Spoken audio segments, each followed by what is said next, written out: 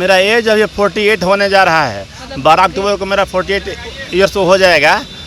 और अब लगता है कि सरकार जो करे अब रिटायरमेंट, उसको लग रहा है कि रिटायरमेंट के समय ही ज्वाइनिंग करवाएंगे, लेकिन अभी भी ज्वाइनिंग करवा देंगे तो कुछ हम लोग सही जगह पर चले जाएंगे। मैंने वो गरीबी देखा है। मेरे पिताजी कितना संघर्ष के बाद ज़मीन बेच करके, हालांकि ज़मीन भी नहीं था, थोड़ा बहुत ज़मीन मिला था दादाजी को, वो ज़मीन बेच करके हम लोगों को पढ़ाई लिखाए, तो हमने गरीबी देखा है। मैं सरकार से कह रहा हूँ कि जब 19 में आपने विज्ञापन विज्ञापित किया कि 50 वर्ष के लोग इसमें फॉर्म भर सकते हैं, तो 20 में नियमावली बनाते समय दिमाग होश में नहीं था क्या? 20 में नियमावली बनाया तो बोला कि 40 से ऊपर वाला टीचर बन नहीं सकता।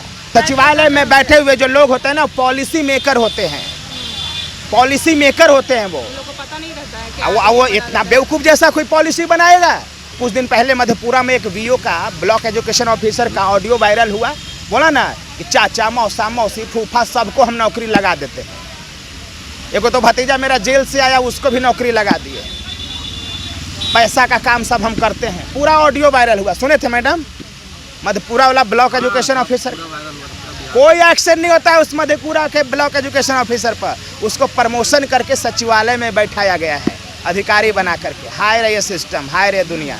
आप देख रहे हैं लाइव बिहार। मैं आपके साथ रूपम गर्दनी बाग धरना स्थल पे पहुंच चुकी हूं और यहाँ एसटीईटी अभ्यर्थी जो कि मेरिट वाले हैं, मेरिट में जो आए हैं, उन लोगों का आंदोलन है। हालांकि इन लोगों में मेरिट और नॉन मेरिट दो लोगों का आंदोलन होता है, लेकिन ये मेरिट वाले हैं। अब आप लोगों को लग रहा होगा कि अब ये दोनों का आंदोलन क्यों होता है, तो मैं आपको बता दूं कि इन लोगों का एक विज्ञापन निकला था, उसके अनुसार ये लोग चयन हुए और उसके बाद शिक्षा मंत्री के द्वारा निकाला गया कि मेरिट और नॉन मेरिट दोनों एक। हाँ, अब इन लोगों का वहीं से पेच फंस गया है और दोनों में इस तरह से तालमेल नहीं हो रहा है और दोनों लोग आंदोलन पे उतर रहे हैं। चलिए, और पहले तो आपको मैं ये बता दूं, अब मैं यहाँ थोड़ा दिखाना चाहूँगी, थोड़ा सा दिखाइएगा कि कितने लोग यहाँ पे जुड़े हुए हैं और ये लोग यहीं पे सो भी रहे हैं। ये भी मैं आपको दिखा दूं कि घर भी नहीं है जा रहा है। इन लोगों का अनिश्चितकालीन ये धरना चल रहा है और अनिश्चितकालीन चलने वाली ये धरना जो है, गर्मी हो चाहे बारिश आए, लेकिन ये लोग जाएंगे नहीं, यहीं पे हैं। और चलिए, मैं आपको यहाँ पर जो मेरे साथ एक अभ्यर्थी हैं, मैं उनसे चलिए मुझे ये बताइए, आप भी ये हैं अभ्यर्थी हैं? जी बिल्कुल, मैं अभ्यर्थी हूँ, सिटी मेरिट में आया हूँ। मेरा बिहार में 25वां रैंक है, जूलॉजी में साइंस में 67वां रैंक है। और रुकिए आगे बढ़िए। आप मुझे ये बताइए कि आपका एज क्या हो रहा है? मेरा एज अभी 48 होने जा रहा है। 12 अक्टूबर को मेरा 48 ईयर्स हो जाएगा।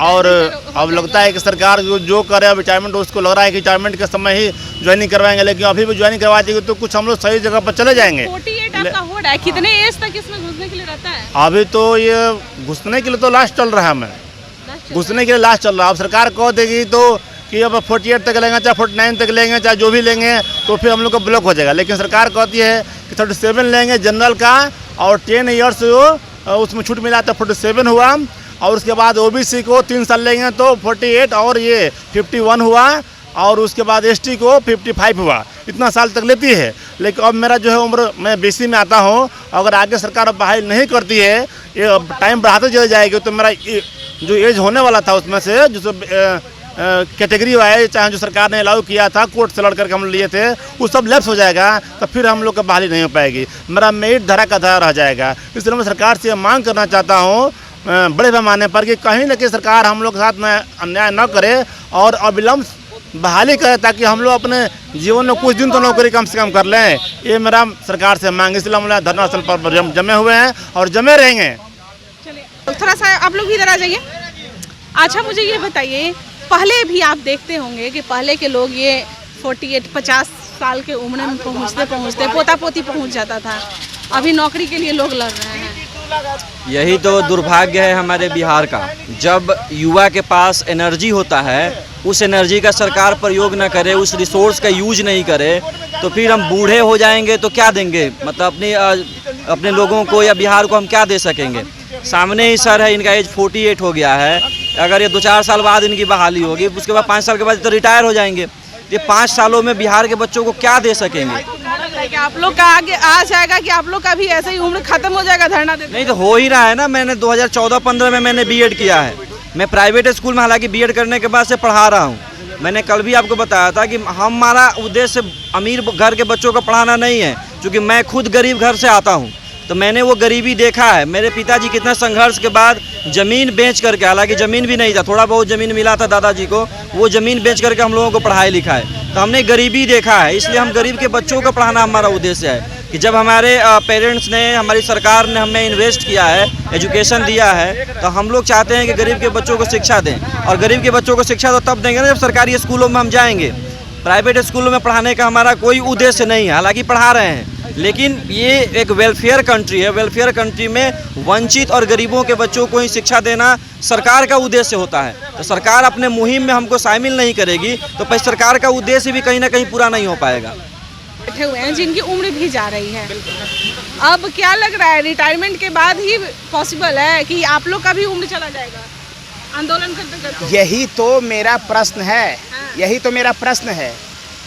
मैं सरकार से कह रहा हूँ कि जब 19 में आपने विज्ञापन विज्ञापित किया कि 50 वर्ष के लोग इसमें फॉर्म भर सकते हैं, तो 20 में नियमावली बनाते समय दिमाग होश में नहीं था? क्या 20 में नियमावली? 20 में नियमावली बनाया तो बोला कि 40 से ऊपर वाला टीचर बन नहीं सकता। 19 में विज्ञापन निकाला, बोला 50 वर्ष तक बन सकता है। तो ये जो डिस्पैरिटी है, ये सेंसलेस एक्ट है, ये माइंडलेस एक्ट है। आप विज्ञापन विज्ञापित कर सकते हो, आप किसी को इनविटेशन भेज दोगे कि बच्चे बूढ़े सब लोग इनवाइटेड हैं। सुने सुने सुने, बहुत बढ़िया बात बोल रहा हूँ। और जब प्रोग्राम है तो दरवाजे पर लिख दे कि बच्चे नॉट अलाउड। ये तो गलत बात है, तो सेंसलेस एक्ट है ना। आपने फॉर्म भरवा लिया, 50 वर्ष के लोगों से फॉर्म भराया, 52 वर्ष के लोगों से फॉर्म भराया, और जब नियमावली बनाया, सर्विस रूल 2020 बनाया, तो उसमें आपने कहा कि 40 वर्ष से ऊपर के लोग अलाउ ही नहीं है। और कैटेगरी के, एससी कैटेगरी के 42 ईयर्स, जनरल 40, जनरल 37 और बीसी ईबीसी को 40 ईयर्स किया। तो गलत बात है, गलत बात है। तो ये बहुत बड़ा डिस्पैरिटी है। जैसे ही ये पटना उच्च न्यायालय में मामला जाएगा, चारों खाने चित हो जाएगी सरकार। तो कहिए कि तो आप लोग क्यों नहीं पटना उच्च न्यायालय चले जाते हैं? तो करोड़ों केस तो ऐसी पहले से पेंडिंग है, हत्या, बलात्कार, मर्डर, ये सब का केस पेंडिंग है। हीनियस क्राइम का केस पेंडिंग है पटना उच्च न्यायालय में। कई ऐसे कैदी हैं जो 5-5 बरस ज़्यादा सजा काट, नहीं, उसी से रिलेटेड है। तो कोर्ट कह रहा है कि this matter is not of urgent nature, इसीलिए हमारा केस लिस्टिंग नहीं हो रहा है। लेकिन कोर्ट को भी समझना चाहिए कि हमारा मामला बहुत अर्जेंट है। 2019 और 20 में आप बोले कि 19 में जो ये हुआ, उसमें हुआ कि 40 साल तक के लोग भर सकते हैं या 50 साल तक के? 50 साल तक 52 साल तक कैटेगरी वाले। हाँ, 19 में हुआ कि 50 साल तक है। हाँ। और 20 में फिर क्या हुआ? 20 में हो गया, नियमावली बना, उसमें लिखा कि 40 साल से ऊपर नहीं हो सकता। तो दोनों का, अगर जो 19 वाले पास होंगे वो 50 साल तक वाला आगे, तो कोई तो रास्ता तो सरकार निकालेगी ना। 19 और 20 वाला के यही तो बात कह रहा हूँ कि कोई रास्ता नहीं है, सेंसलेस एक्ट है, बेवकूफ जैसा ये काम किया गया है। क्या लग रहा है कौन लोग इस तरह से? सचिवालय में बैठे हुए जो लोग होते हैं ना, पॉलिसी मेकर होते हैं, पॉलिसी मेकर होते हैं। वो लोगों को पता नहीं रहता है वो इतना बेवकूफ जैसा कोई पॉलिसी बनाएगा? इतना बेवकूफ जैसा पॉलिसी बनाएगा? अगर गलत पॉलिसी ना होता तो ये सोनू को जो कहता है कि हम सरकारी विद्यालय में पढ़ेंगे ही नहीं, हम प्राइवेट विद्यालय में पढ़ेंगे, क्योंकि सरकारी विद्यालय के टीचर अयोग्य होते हैं, नॉट मेरिट के होते हैं। और जाहिर सी बात, आप जैसे पत्रकार जब वहाँ गए, जो नॉट मेरिट का जो तथाकथित टीचर दीपक कुमार था, बहुत बड़ा अयोग्य टीचर घोषित हुआ। हेडमास्टर का स्पेलिंग नहीं आया, एडमिशन का स्पेलिंग नहीं आया, डिप्रेशन को वो डिस्परेशन बोल रहा था। अरे वो सब तो छोड़िए, देखने में टीचर जैसा लग ही नहीं रहा था। डिप्रेशन को डिस्परेशन बोल रहा था। सीधे बर्खास्त कर देना चाहिए वैसे टीचरों को अविलंब। और जिसने भी वैसे टीचरों की नियुक्ति की है उसको सीधे उसको बर्खास्त कर देना चाहिए। बहुत बड़ा बात है ये। सबसे बड़ी बात यही है कि जो उसकी नियुक्ति की है वो गलत है। बिल्कुल, नियुक्ति करने वाला लोग गलत है। तो मैं बोल तो रहा हूँ, अभी कुछ दिन पहले मधेपुरा में एक वीओ का, ब्लॉक एजुकेशन ऑफिसर का ऑडियो वायरल हुआ बोला ना कि चाचा मौसा मौसी फूफा सबको हम नौकरी लगा देते हैं। एगो तो भतीजा मेरा जेल से आया, उसको भी नौकरी लगा दिए। पैसा का काम सब हम करते हैं। पूरा ऑडियो वायरल हुआ, सुने थे मैडम? मधेपुरा वाला ब्लॉक एजुकेशन ऑफिसर, कोई एक्शन नहीं होता है उस मधेपुरा के ब्लॉक एजुकेशन ऑफिसर पर। उसको प्रमोशन करके सचिवालय में बैठाया गया है, अधिकारी बना करके। हाय रे ये सिस्टम, हाय रे दुनिया। यानी कि कहने का मतलब है कि सचिवालय में जो बैठे हुए हैं, सचिवालय में प्रमोशन होता है भ्रष्टाचारियों को। सचिवालय में वैसे वैसे लोगों को प्रोत्साहन दिया जाता है। क्या बात करते हैं, बहुत गलत है। तो अनिल हमारे साथ जुड़े हुए थे और एसटीईटी के जो मामले का उम्र का जो पैच जो फंसा हुआ था, उम्र का जो मामला, बहुत सारे ऐसे लोग हैं जो आंदोलन तो कर रहे हैं लेकिन उन्हें ये नहीं पता है कि आखिर उम्र का मामला क्या हुआ है। और उम्र के बारे में इन्होंने बताया कि कैसे कैसे क्या सरकार की एक नियम निकालती है, उसके बाद फिर अगले ही साल वो नियम फिर चेंज हो जाती है। आप समझ सकते हैं कि वो खुद ही समझ में नहीं आ रही है, सचिवालय में जो बैठे जो लोग हैं उन्हें समझ में नहीं आ रही है कि आखिर करना क्या है। रणनीति ही उन लोगों का पता ही नहीं रहता। ये तो बात हो गई बस वो सड़क की, किस पहले सड़क बनाए या नाला बनाए या सड़क, और उसी में बस 10 साल 15 साल लगा देते हैं लोग। और शिक्षा व्यवस्था में भी वही हाल कर रहे हैं। चलिए फिलहाल के लिए लाइव बिहार में बने रहें और देखते रहें लाइव बिहार में। और भी कुछ अपडेट होता है तो हम आपको जानकारी देते हैं, और आपको कोई जानकारी चाहिए तो कमेंट्स कीजिए, हम आपको जानकारी देंगे। धन्यवाद। लाइव बिहार YouTube पर सब्सक्राइब और Facebook पर लाइक जरूर करें।